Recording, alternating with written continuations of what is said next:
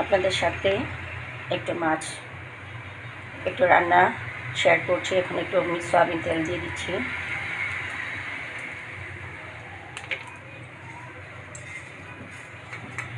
আমি তেল দিয়ে দিলাম মাছের জন্য। আমার শরীরটা ভীষণ খারাপ, আমার মেয়ের এবং আমার বোনের মেয়ের সবারই শরীর খারাপ। আমি ½ কেজি চিংড়ি মাছ নিয়ে আসছি মাত্র, কারণ মুরগির মাংস গরুর মাংস ওরা খেতে চাচ্ছে না, তার জন্য একটু চিংড়ি মাছ নিয়ে আসছি যে দেখি ওরা ভালো লাগে কিনা, খেতে পারে কিনা। তার জন্য আমি ½ কেজি চিংড়ি মাছের মধ্যে আমি পেঁয়াজ কুচিগুলো দিয়ে দিচ্ছি।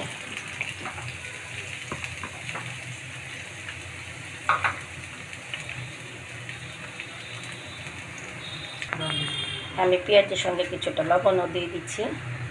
আমি সবসময় পেঁয়াজের সঙ্গে লবণ দিলে তাড়াতাড়ি করে পেঁয়াজগুলা সুন্দর হয়। আর সাধারণত আমি পেঁয়াজগুলা একটু কুচি কুচি করি, কিন্তু আমার মা সবসময় যখন চিংড়ি মাছ রান্না করতো তখন এইভাবে কেটে দিত। বলতো, আমরা জিজ্ঞেস করতাম যে আম্মা তুমি এইভাবে কেন কাটো?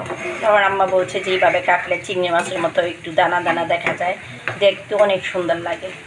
তাই চিন্তা করলাম যে আজকে আমার মায়ের মতো পেঁয়াজগুলো কুচি একটু বড় বড় করে কেটে নিই, তাই কেটে নিয়েছি।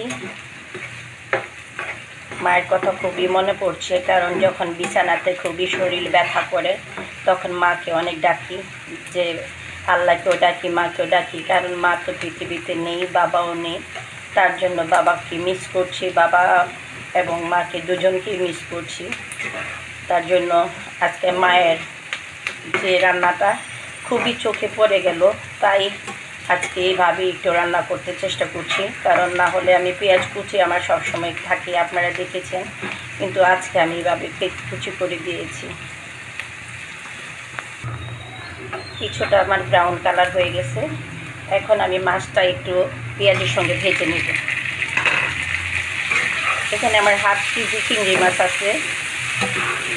চিংড়ি মাছের সাথে এই যে একটু ভাজলে চিংড়ি মাছের কালারটা অনেক সুন্দর হয়ে যায়।